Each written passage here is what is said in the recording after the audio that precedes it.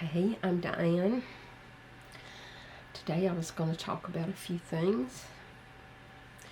During the course of our lives, we accumulate so many things. So many things. There comes a time in our life where we have to start getting rid of things. And as we age, there comes a time when we stop wanting things.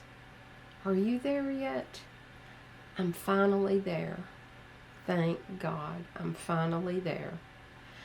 I don't want anything else. I can't think of anything that I want. I've decided that I'm rich, not monetarily, but I'm rich in family. I have great kids. They've turned out well. They're happy. I have my pets around me. They're comforting to me. I'm never alone. They love me unconditionally. I have every need I have met. There's nothing I need. I live in a beautiful little tiny house that I truly love and would not want to live anywhere else. So I'm very, very blessed. What else could you want? What else could you possibly want? Now, I do reflect on my life, and I know if you're followers of mine that you've heard some of my tales, some of my stories. But all in all, if I reflect on my life as a whole, I've lived in a large house before. I've had a pool. We lived in the middle of 32 acres. My kids had basically anything they wanted, not spoiled, but, they had fun. They had four-wheelers. They explored our property. They had fun during their childhood. I know they did. They loved it. I've always had large family dinners for as long as I can remember. And I had a thriving business. I'm thankful for that. I've also lost homes through divorces. I've lived in rentals with my children, and I have strived to feed them. I have lived all aspects of life, I think.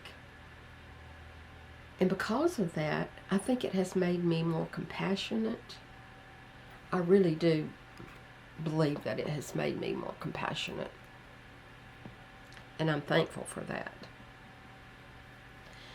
My mom died with cancer.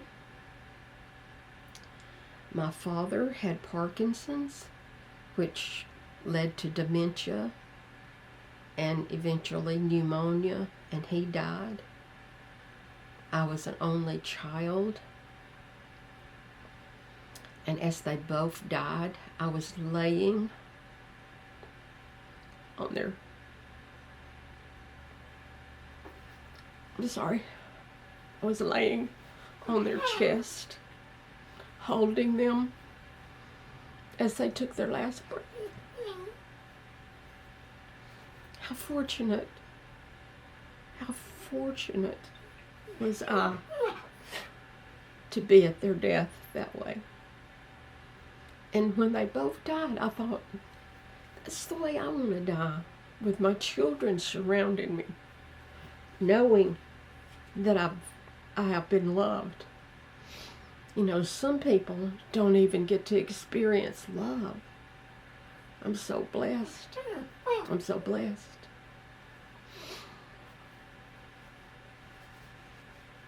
I'm sorry.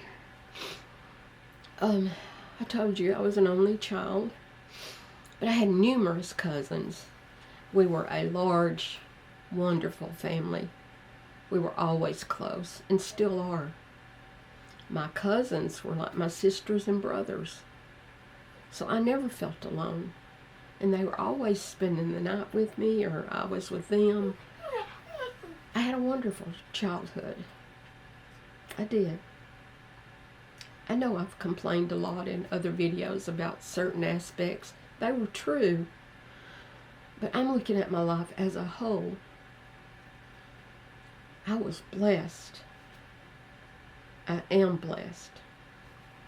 I have 7 grandchildren and 1 great-grandchild. Some people don't get to experience that. Oh my goodness. I used to have parties for them at my house, spend the night parties, at least once every 2 months. I would plan activities for them. We had a wonderful time. I hope they always remember that Grand was a good time. I lost one of my grandchildren. Kurt was 15. He was killed by a drunk driver. But I was blessed to have known him. I've never known a child like him before. I really think he was an angel. I really do. I mean, I really do. He was loving and kind and giving and compassionate and wanted to help everyone he saw. I was fortunate to have him as a grandchild and blessed to have known him. Life's not fair. I know that there's plenty of you out there who have lost children or close loved ones. I understand. I understand. But through everything I've been through, I have endured. And most importantly, I have accepted. I've accepted it all. You know, there was this community in Japan of people who lived to be 110, or almost all of them over 100. This whole community. And there was a survey and a study done about them because of that. And you know what they found out? The most common attribute or characteristic about them was that they had a great acceptance of life and what it brought to them. They accepted everything. How about that? Just being able to accept everything and endure it and then go on.